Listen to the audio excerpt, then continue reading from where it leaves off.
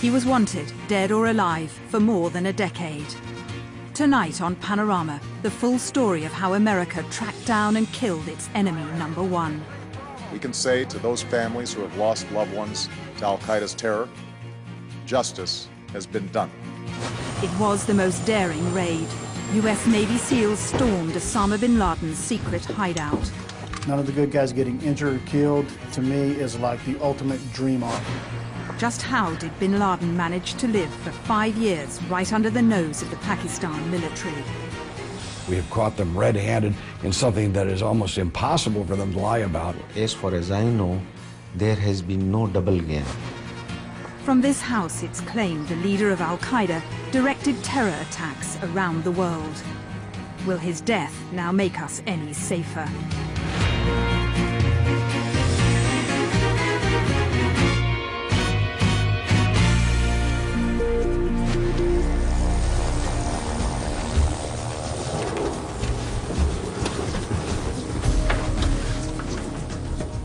It was called Operation Geronimo, the mission to find the man who'd eluded the world's most powerful nation and 3 American presidents.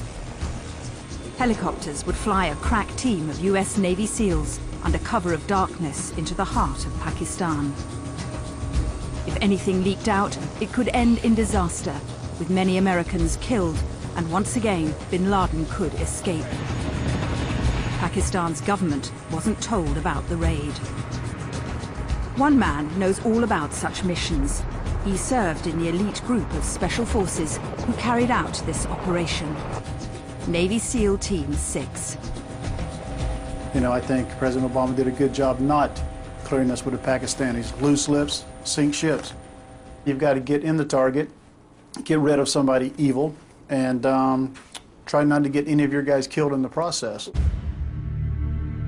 The Americans set off from an airbase in Afghanistan. The hope was that this time they'd get Bin Laden.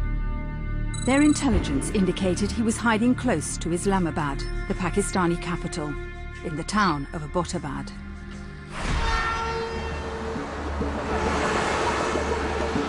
I'm on my way to Abbottabad. It's only about 80 miles from Islamabad.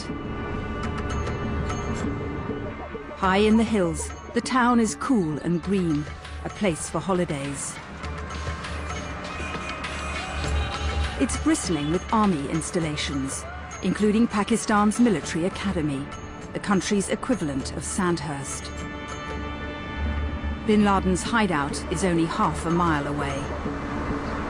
Well, here we are. This is the area where Osama Bin Laden remained below the radar so effectively for so long. It's quiet, prosperous, middle class, and because of the high level of military installations, it's very secure.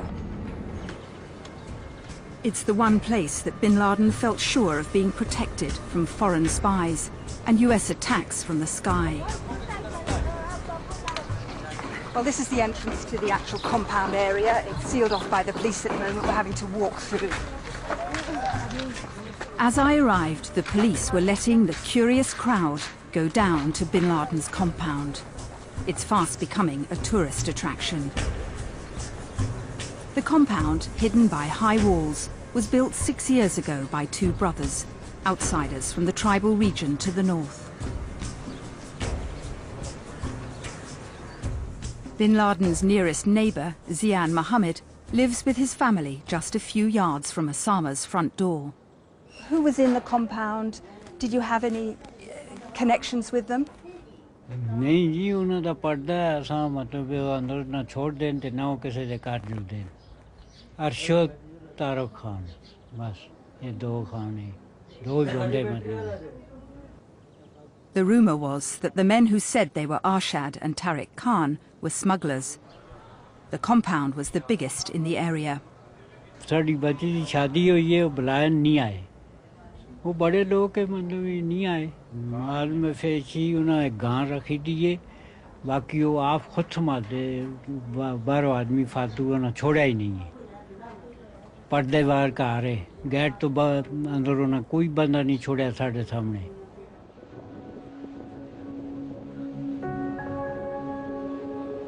Veiled women would sometimes be driven in and out of the compound in a Suzuki Jeep.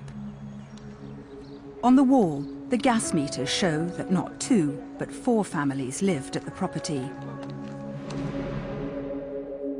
The compound had a 3-story villa with a second building in the grounds. The 14-foot walls were topped by barbed wire. The only way in was through 2 security gates in a long alleyway.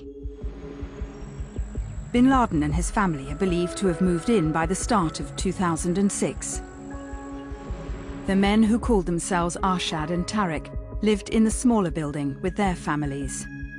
Bin Laden, with 3 of his wives and a young daughter, was living in the main building, and an older son and his wife too, on the 2nd and 3rd floors.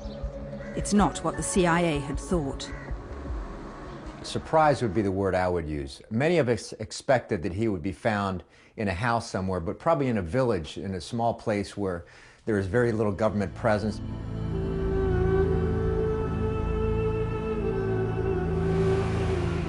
For years, the search for Bin Laden had been fruitless, despite a $25 million bounty on his head.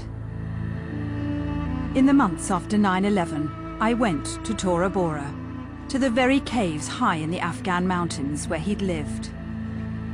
This was the last place he was known to be, nearly 10 years ago. US and British special forces had him surrounded after the collapse of the Taliban regime. The very top up there, that's supposedly where Bin Laden's hanging out. But warlords helped him escape. Bin Laden was on the run for nearly a decade. The man who ran the CIA unit, set up to hunt Bin Laden down, now believes that his quarry still played a hands-on role running Al-Qaeda. He had to communicate with his people. He was far more than a figurehead. He was controlling, or at least participating in the planning of operations and the conduct of organizational activities. You can't do that from the back of a 4x4 running around the country hiding. Holed up in the Abbottabad compound, Bin Laden made his last public video appearance, which Al-Qaeda released in 2007. أيها الشعب الأمريكي حديثي هذا لكم. But his home movies, now revealed, show the real Bin Laden, grey-haired, stuck indoors, flicking through television channels watching coverage of Al-Qaeda attacks. Very different from the man in the propaganda videos, dressed up in a gold robe, his beard dyed and neatly trimmed. But American intelligence now say Bin Laden was more than just a figurehead, actively involved in many terror plots since 9/11. The Bali bombing, 202 people were killed. 192 in Madrid. We have thick smoke coming from the panel. And 52 dead in London on 7/7. Russell Square. To lead effectively, Bin Laden had to communicate with his followers without being discovered. He was very careful not to use phones or the internet. Instead, he relied on trusted messengers. Couriers have been a part of Al-Qaeda since day one. They carry money, they carry jewels, they carry papers. Sometimes they carry messages that have never been written down and are just oral. Since 9/11, the Americans had been building intelligence on Bin Laden's couriers from militants they'd interrogated. The Pakistani intelligence services say they gave the CIA a tip-off, a cell phone number belonging to a man called Abu Ahmed al-Kuwaiti.